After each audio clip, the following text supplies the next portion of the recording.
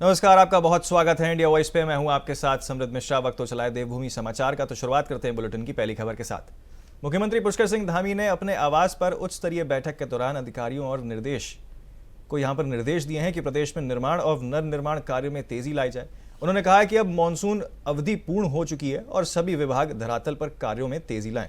लोक निर्माण विभाग की समीक्षा के दौरान मुख्यमंत्री के निर्देश दिए गए हैं कि सड़कें निर्धारित समय में जो है वो गड्ढा मुक्त होएं। इसी के साथ उन्होंने ये भी कहा है कि देखिए, सड़क निर्माण और मरम्मत कार्यों में किसी भी प्रकार की लापरवाही बर्दाश्त नहीं की जाएगी। मुख्यमंत्री ने क्षतिग्रस्त सड़कों को पुनर्निर्माण और मरम्मत कार्यों को प्राथमिकता के आधार पर पूर्ण किए जाने की बात भी कही है। उन्होंने गड्ढा मुक्त सड़क अभियान की कार्य प्रगति की साप्ताहिक समीक्षा करने के भी निर्देश यहां पर दिए हैं।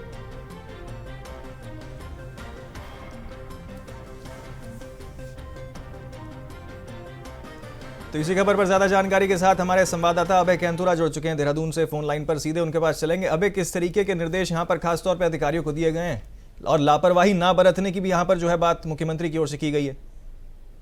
देखिए, ये कह सकते हैं कि मानसून सीजन में उत्तराखंड राज्य को बड़ा यहाँ पर नुकसान हुआ है, चाहे वो जान के रूप में हो या माल के रूप में हो। राज्य को बड़ा आर्थिक नुकसान यहाँ पर हुआ है। इसके साथ जो राज्य के जो संसाधन थे, उन संसाधनों को भी बड़ा नुकसान इस मानसून सीजन में यहाँ पर हुआ है।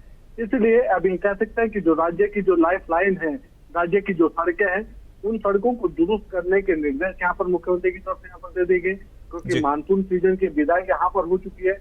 ऐसे में सरकार चाहती है कि अब जो सड़कों के जो गड्ढे हैं, वो गड्ढे यहाँ पर भरे जाने चाहिए। जो उसका पैचवर्क का जो काम है, वो तय समय पर यहाँ पर होना चाहिए, ताकि जनता को किसी भी प्रकार की कोई असुविधा यहाँ पर ना हो। जो यहाँ पर तीर्थाटन के धार्मिक पर्यटन के लिए जो लोग यहाँ पर आ रहे हैं, उन श्रद्धालुओं को, सैलानियों को भी किसी प्रकार की असुविधा का सामना सड़कों के रूप में यहाँ पर न उठाना पड़े। इसलिए समय रहते उस काम को करने के निर्देश यहाँ पर दिए गए।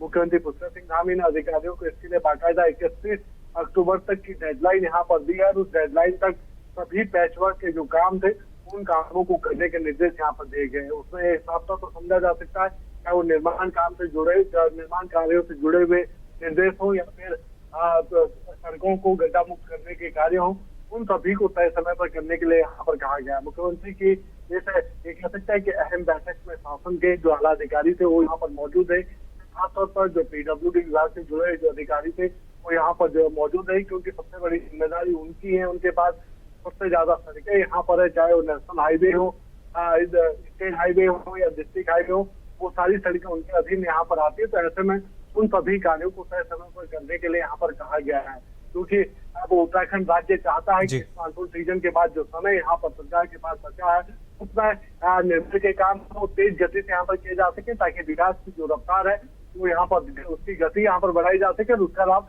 आम जनता को यहाँ पर मिल सके। जी बिल्कुल। देखिए, लोक निर्माण विभाग की क्योंकि हमने जिक्र किया है, देखिए क्योंकि सड़क जो है उनको काफी ज्यादा नुकसान जो है वो हुआ था इस पूरे मानसून सीजन के दौरान। उसको लेकर किस तरीके के निर्देश खासतौर पर पीडब्ल्यूडी विभाग को यहाँ पर मुख्यमंत्री की ओर से दिए गए? देखिए, मुख्यमंत्री पुष्कर सिंह धामी की तरफ से अधिकारियों को निर्देशित किया गया है कि पहले जो सड़कों की जो स्थिति है, वर्तमान में जो सड़कों की स्थिति है, उस स्थिति को पहले उसको समझा जाए और उसके बाद जो उसकी निर्माण की जो कार्य की योजना है, उसको धरातल पर तय समय पर उतारने का काम यहाँ पर किया जाए। इसके अलावा निर्माण कामों में किसी भी प्रकार की जो गुणवत्ता है, उसके साथ कोई लापरवाही या कोई खिलवाड़ वहाँ पर न होना चाहिए। इसलिए समय रहते हुए सभी अधिकारियों को और कर्मचारियों को इस दिशा में काम करने के लिए यहाँ पर कहा गया है। इसके अलावा जो नई सड़कें यहाँ पर बनी है, जिनका डामरीकरण यहाँ पर होना है, उनके सड़कों की स्थिति इस समय दयनीय बनी हुई है, उनको भी सही दिशा में काम करने के लिए यहाँ पर कहा गया है। जिन पुलों की वजह से कह सकते हैं कि यातायात सबसे ज्यादा प्रभावित हो रहा है, यहाँ पर वैली ब्रिज बनाकर उसको खोलने के निर्देश यहाँ पर दिए गए हैं। जो वैकल्पिक मार्ग हैं, जब तक मुख्य सड़कें तैयार नहीं हो जाती है, तब तक वैकल्पिक मार्गों के माध्यम से ही यातायात को आगे बढ़ाने के या यातायात सुचारू करने के निर्देश यहाँ पर दिए, ताकि किसी भी प्रकार से आवागमन में जनता को परेशानियों का सामना यहाँ पर न करना पड़े। जो ग्रामीण जो सड़कें हैं, जो सबसे ज्यादा बंद यहाँ पर हुई है, उन ग्रामीण सड़कों को भी जल्द से जल्द खोलने के निर्देश यहाँ पर दिए गए, ताकि आम जनता को राहत मिल सके और जो आवागमन के माध्यम जो अभी तक बंद हो पाए थे या सड़कें जो बंद हो रही थी, को खोलने से जनता को राहत यहाँ पर मिल सके। तो मुख्यमंत्री की तरफ से सख्त निर्देश यहाँ पर दिए गए और उसके लिए बाकायदा ये कहा गया है कि हर एक सप्ताह यानी हर सप्ताह के भीतर एक समीक्षा बैठक विभागीय सचिव यहाँ करे, ताकि उन सभी कार्यों की एक वस्तुस्थिति यहाँ पर हो सके और उसके बाद की जो अगली योजना है उन योजनाओं पर काम किया जा सके। जी अबे देखिए, क्योंकि राज्य सरकार ने भी अपनी रिपोर्ट जो है वो तैयार की थी और खासतौर पे देखा जाए तो केंद्र से भी जो है वो टीमें आई थी जिन्होंने आकलन किया कि इस पूरे मॉनसून के दौरान कितना नुकसान राज्य को हुआ है, उसको लेकर भी कोई अगर चर्चा इस बैठक में हुई हो और अब उसमें किस तरीके से आगे कार्य किए जाएंगे। देखिए, ये कह सकते हैं कि जो केंद्र की तरफ से एक पहली टीम यहाँ पर आ रही थी जिसने आपदा से हुए नुकसान की समीक्षा यहाँ पर करी थी और उसके एक रिपोर्ट केंद्र सरकार को प्रस्तुत करी थी, और उसके बाद खुद प्रधानमंत्री नरेंद्र मोदी जब उत्तराखंड के दौरे पर आए थे तो उन्होंने एक राहत पैकेज की देने की बात यहाँ पर कही थी। 500 करोड़ का पैकेज राज्य को देने की बात प्रधानमंत्री की तरफ से कही गई थी। लेकिन अभी भी ये कह सकते हैं कि उसके बाद भी ये कह सकते हैं कि जो मानसून सीजन की बारिश यहाँ पर हुई है उसमें राज्य को बड़ा नुकसान यहाँ पर हुआ। सबसे ज्यादा नुकसान पर्यटन के साथ साथ ये कह सकते हैं कि जो PWD की जो सड़कें हैं, जो पुल है, उसको यहाँ पर हुआ। अभी भी ये कह सकते हैं कि जो TNDC की जो सेंटर की दूसरी जो टीम होती है, जो अंतिम काम यहाँ पर करती है सर्वेक्षण का, वो इस समय राज्यों के दौरे पर है। उनकी तरफ से लगातार निगरानी या सर्वेक्षण के काम यहाँ पर किए जा रहे हैं। नुकसान राज्य को हुआ है, खासतौर पर PWD विभाग या फिर दूसरे विभागों को जो नुकसान हुआ उसकी विभागवार रिपोर्ट बनाने का काम उनकी तरफ से यहाँ पर किया जा रहा है। उम्मीद नहीं की जा रही है कि जो केंद्र की तरफ से पहले जो राहत पैकेज यहाँ पर मिला है उस राहत पैकेज में और बढ़ोतरी यहाँ पर हो पाएगी और राज्य को निर्माण कामों से जुड़े हुए जो बजट है वो बजट और मिलता हुआ नजर आएगा। जी चलिए, बहुत शुक्रिया अभय तमाम जानकारी जो है हमारे साथ इस विषय पर साझा करने के लिए। एक बहुत छोटे से ब्रेक के लिए रुक रहे हैं, आप बने रहिए इंडिया वॉइस के साथ। तो बहुत स्वागत है आपका। एक छोटे से ब्रेक के बाद आगे बढ़ते हैं बाकी खबरों की ओर। कांग्रेस ने बीते दिनों यूके SSSC परीक्षा मामले को लेकर CBI जांच की मांग उठाई थी और इसी को लेकर आगामी 3 अक्टूबर को मुख्यमंत्री आवास कूच करने का दावा भी किया था। लेकिन बीते दिनों पहले मुख्यमंत्री द्वारा युवाओं को आश्वासन दिया गया कि यदि युवा CBI जांच चाहते हैं तो वह उनके लिए सरकार तैयार है। वहीं इसके बाद मुख्यमंत्री खुद धरना स्थल पर पहुंचे और युवाओं से भेंट की। आपको बता दें कि युवाओं द्वारा आंदोलन को स्थगित भी कर दिया है, जिस पर बीजेपी की प्रवक्ता कमलेश रमन ने कांग्रेस पर तंज कसते हुए कहा कि कांग्रेस युवाओं के आंदोलन में सम्मिलित होकर अपनी राजनीति चमकाने का कार्य कर रही थी। कांग्रेस का मुख्यमंत्री आवास कूच जैसे मुद्दे अब खत्म हो गया है क्योंकि मुख्यमंत्री ने युवाओं की मांग जो है वो मान ली है।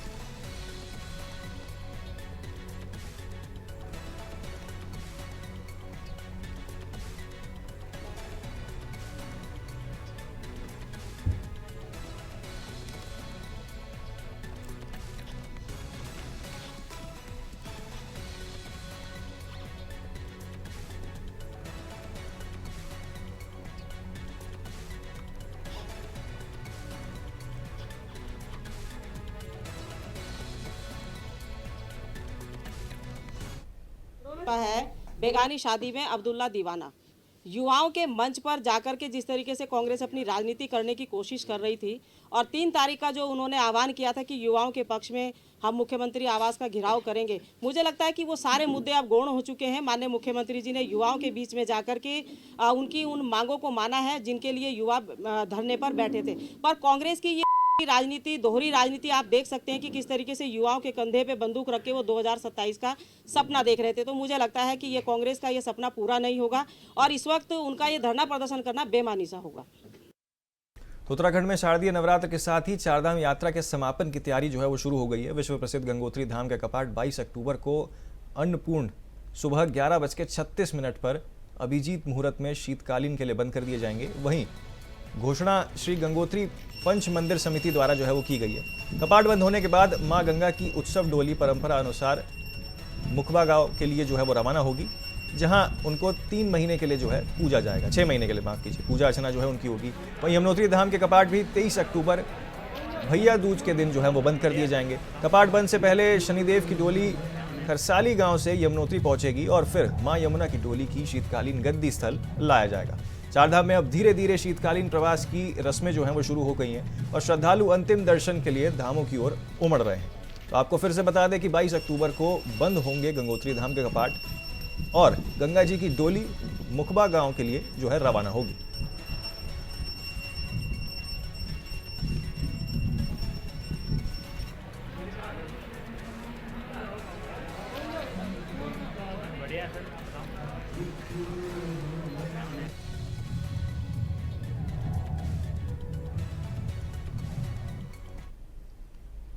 तो उत्तराखंड में भर्ती घोटाले की सीबीआई जांच को लेकर चल रहे छात्रों के आंदोलन की आखिरकार सरकार ने गंभीरता से लिया है। 2 दिन पहले जहां पूर्व मुख्यमंत्री त्रिवेंद्र सिंह रावत ने सीबीआई जांच की मांग का समर्थन किया था, वहीं अब मुख्यमंत्री पुष्कर सिंह धामी खुद परेड ग्राउंड पहुंचे और छात्रों से मुलाकात कर भरोसा दिलाया है कि वे सीबीआई जांच की संस्तुति कर चुके हैं। मुख्यमंत्री ने इस ऐलान के बाद पूर्व मुख्यमंत्री त्रिवेंद्र सिंह रावत ने आवास पर युवाओं और समर्थकों का तांता जो है वो लग गया है। ढोल नगाड़े बजे, मिठाइयां बटी और जश्न का माहौल जो है वो बन गया है। हमारे संवाददाता हितेश त्यागी ने इस मौके पर त्रिवेंद्र सिंह रावत से खास बातचीत की। देखिए। हरिद्वार से सांसद त्रिवेंद्र सिंह रावत साहब हमारे साथ मौजूद हैं। अब से पहले एक बयान रावत साहब ने दिया था कि सीबीआई की जांच वास्तव में होनी चाहिए। सर, किस तरीके से देखते हैं? आपने पूर्व में एक बयान भी दिया था कि छात्रों के हितों को लेकर सीबीआई की जांच होनी चाहिए, जिसको लेकर मुख्यमंत्री पुष्कर सिंह धामी ने आज अचानक छात्रों के बीच पहुंचकर इस पर अपनी संस्तुति दी है। देखिए, जब ये पेपर बाहर हुआ तो एक तो पहले से ही थोड़ा सा आशंका हो गई थी। जब एक नकल माफिया को सरकार ने गिरफ्तार किया तो आशंका उस समय बनने लग गई थी। और अगले दिन जब पेपर बाहर आया तो वो जो कहना चाहिए कि जो आशंका थी वो विश्वास में बदल गई कि उनको जो लग रहा था वैसा ही हुआ है। और इसलिए छात्रों में उबाल आया, गुस्सा आया कि भाई ये क्या हो रहा है। वर्षों से तैयारी करते हैं, खर्चा भी होता है, माँ बाप पे लोड भी पड़ता है। तो ऐसे में जो एक विश्वास जीतना चाहिए, और विश्वास जीतने के लिए ये ज़रूरी था कि जो हमारे बच्चों की, नौजवानों की जो डिमांड थी कि भाई सीबीआई जांच होना चाहिए, तो वो जांच मुझे भी लगा, जो मैं तमाम अधिकारियों के उनके जो वक्तव्य मैंने सोशल मीडिया के माध्यम से, इलेक्ट्रॉनिक मीडिया के माध्यम से या प्रिंट मीडिया के माध्यम से जो मैंने पढ़े, सुने, देखे, तो मुझे लगा कि इस पर सीबीआई जांच कराना उचित रहेगा और इसलिए मैंने सीबीआई जांच की डिमांड की थी। सर, क्या आप मानते हैं कि जिस तरीके से, क्योंकि अभी जो हमारा उत्तराखंड है वो भी जवान है और लगातार इस तरह के मामले, नकल के मामले, क्योंकि पूरे देश में एक मैसेज जाता है सर, वास्तव में अगर सीबीआई की जांच भी आती है तो इसमें भी पूरा देश में एक अलग संदेश इसका जाता है कि क्या वास्तव में इस तरह के प्रदेश में इस तरह की चीज़ें होती है, क्योंकि पर्यटन क्षेत्र के लिहाज से भी अगर देखा जाए तो क्या मानते हैं कि इस नेक्सस को तोड़ना जरूरी है? बहुत ज़रूरी है। इस तरह का जो भी नेक्सस है उसको तोड़ा ही नहीं जाना चाहिए, क्रश कर देना चाहिए ऐसे लोगों को, क्योंकि हम अपने भविष्य के साथ ऐसा नहीं होने देना चाहते हैं कि जैसे हुआ है। और इसलिए उस नेक्सस को गहराई तक जाने की होना चाहिए, डेप्थ में जाने की ज़रूरत है। मैंने उस दिन भी ये बात कही थी जब मैंने सीबीआई जांच की डिमांड करी थी कि इसमें बहुत गहराई तक जाने की ज़रूरत है और मुझे लगता है सीबीआई अगर कोई एक जांच गई है तो गहराई तक पहुंचेगी। सर, मेरा आपसे एक सवाल है, सवाल थोड़ा सा कड़वा भी कह सकते हैं। सवाल ये है सर, चीनी बोल लेंगे, कोई बात नहीं। सर, सवाल आपसे ये है कि सभी नेताओं के सभी से रिलेशन रहते हैं, कोई ना कोई आता है, या कल के दिन वो क्या करे क्या नहीं, लेकिन हमेशा से सर आपको लेकर एक आवाज़ उठती रही है हाकम सिंह को लेकर कि हाकम सिंह आपका व्यक्ति है। सर, इसका भी आज पटापेक्स कीजिए, क्या है पूरा? देखिए, हाकम सिंह भारतीय जनता पार्टी का कार्यकर्ता रहा है। हाकम सिंह भारतीय जनता पार्टी से जिला पंचायत का सदस्य रहा है। मैंने पहले भी इस बात को कहा, आज फिर इस बात को कह रहा हूँ। आपने पूछा है तो उसकी जवाब दे रहा हूँ। लेकिन हाकम सिंह जेल के अंदर गया कि नहीं गया? हाकम सिंह को पार्टी से बाहर निकाला गया कि नहीं निकाला गया? क्या किसी एक भी भारतीय जनता पार्टी के कार्यकर्ता ने कहीं ये डिमांड की कि हाकम सिंह को गलत निकाला गया? घर में कोई कपूत निकल जाए तो माँ बाप का दोस्त थोड़ी कहा जाएगा। कोई गलत निकल गया तो इसका मतलब ये थोड़ी कि माँ बाप भी गलत हैं। और इसलिए एक गलत व्यक्ति जिसने गलत काम किए उसको उसके काम की सज़ा मिल गई। और इसलिए जो लोग कोई अगर ये बोलता है कि हाकम सिंह भाजपा का नहीं था, तो मैं समझता हूँ कि ये गलत है, क्योंकि मैंने तो संगठन का भी काम किया है, मैंने सरकार का भी काम किया है, इसलिए मैं जानता हूँ था, उसको सज़ा मिली है।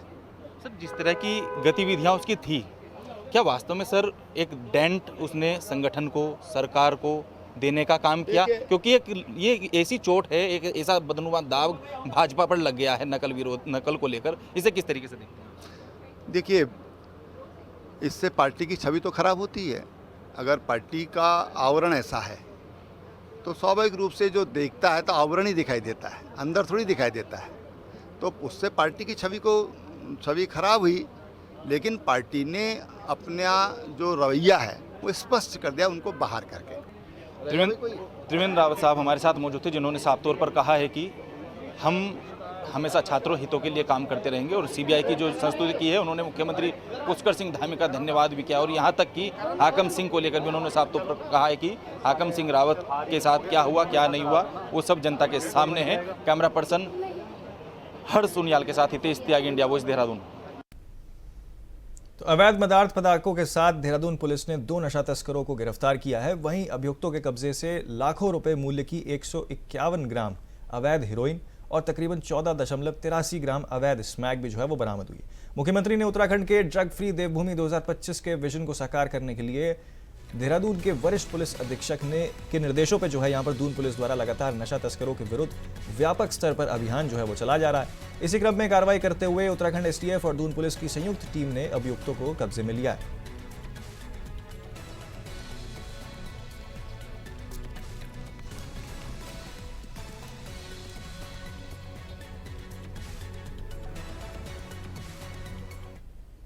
देहरादून जिला प्रशासन के त्वरित एक्शन से एक परिवार को बड़ी राहत जो है वो यहाँ पर मिली। दिव्यांग पुत्र की विधवा मां शोभा रावत को 17 लाख रुपए के ऋण से मुक्ति जो है वो यहाँ मिल गई है। जिलाधिकारी सबीन बंसल के हस्तक्षेप में आईसीआईसीआई बैंक ने न केवल ऋण माफ किया बल्कि घर जाकर विधवा माता को संपत्ति के कागजात और नो ड्यूज सर्टिफिकेट भी सौंपा। असल में शोभा रावत के पति की स्वर्गवास होने के बाद परिवार पर कुल 17 लाख का ऋण था, जिसमें से तकरीबन 13,20,000 रुपए बीमा राशि को समायोजित किए गए, लेकिन करीब 5 लाख रुपए की वसूली के लिए जो है बैंक जो लगातार परिवार पर दबाव बना रहा था, लेकिन डीएम के इस कड़े रुख के बाद बैंक को झुकना पड़ा।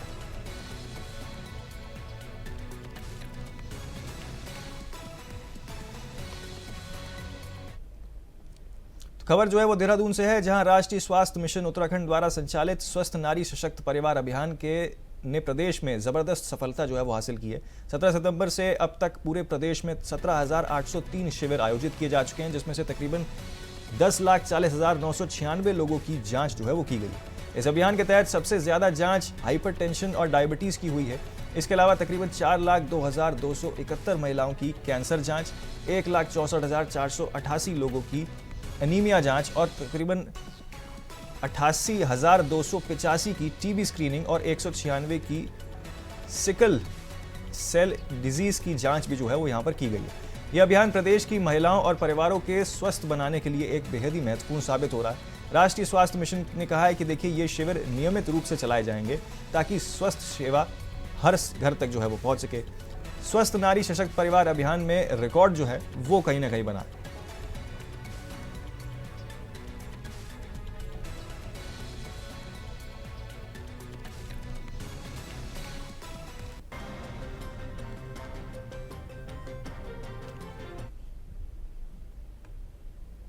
तो फिलहाल के लिए देवभूमि समाचार में मेरे साथ इतना ही। आप बने रहिए इंडिया वॉइस के साथ।